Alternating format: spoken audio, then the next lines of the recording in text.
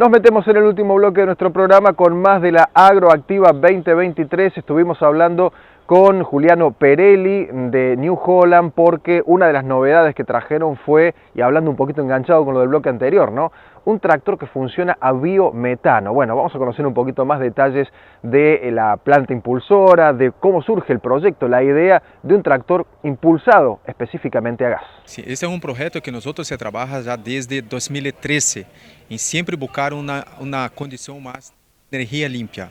Então, em 2013, nós se começou o desenvolvimento do produto, principalmente na parte de tratores e na parte de motores. E a partir de aí, nós se desenvolvemos este tractor que se hace o funcionamento solamente de gás biometano. É ponto muito importante, pero eu necessito saber um pouquinho mais da estrutura necessária para poder obter o gás biometano. E isto é ponto em outros lugares, em outros países, que temos demasiado derreto dos animais, que é basicamente a condição perfeita para a obtenção do gás biometano.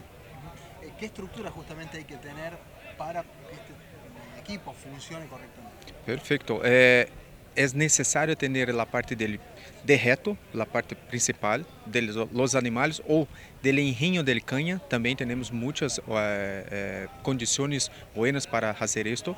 Outros pontos são a parte de biodigestão, que é a parte onde se recebe toda a parte del derreto, e depois a limpeza do gás, porque quando se temos o gás solamente da parte do biodigestor, eu tenho uma condição de 50% do gás puro, que não é gás que é possível fazer a carga no tractor. Então eu necessito fazer a limpeza do gás, e aí sim temos 90% do gás.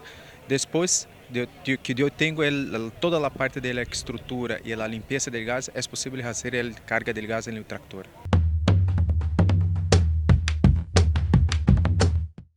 Consultamos a Juliano Perelli de New Holland acerca de la autonomía y de otras cuestiones vinculadas con la logística de contar con un equipo de estas características para trabajar en el campo. Perfeito, a autonomia é a mesma de trator similar a diesel.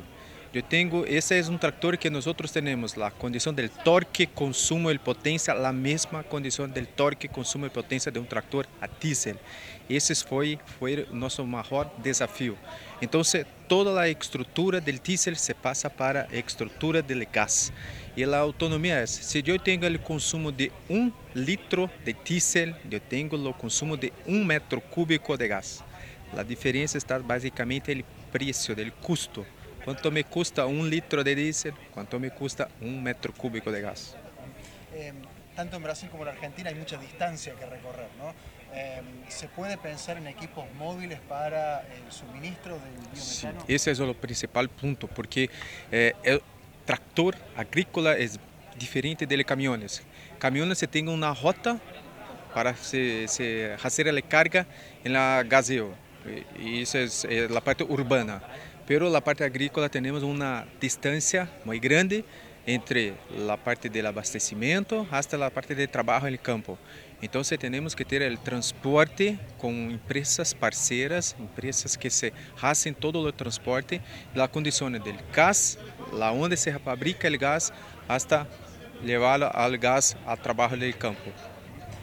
¿Cuál es el futuro de esta tecnología o cómo ven ustedes el futuro y la adopción de esta tecnología? Eu acredito que esse é projeto muito grande no mundo, porque temos a parte sustentável e temos a parte rentável. E não temos a oscilação do diesel, do petróleo. Não temos exemplo como a parte da pandemia, que impacta diretamente o preço do combustível. Não temos a parte da guerra, que impacta diretamente o diesel. Acá não. Acá o cliente se sabe quanto lhe custa para a produção do gás e quanto lhe custa para a utilização do gás. E eu tenho ciclo cerrado, solamente dentro da hacienda do cliente. Esse é o ponto mais importante.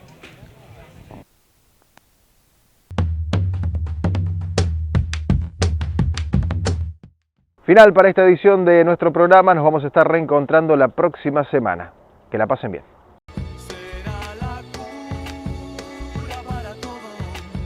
Auspiciaron este programa Banco Galicia, Máquinas Agrícolas Ombú, Martín G. Lalor, Cuichi Gabeglio Seguros, Sociedad Rural Venado Tuerto, Crow Horwath.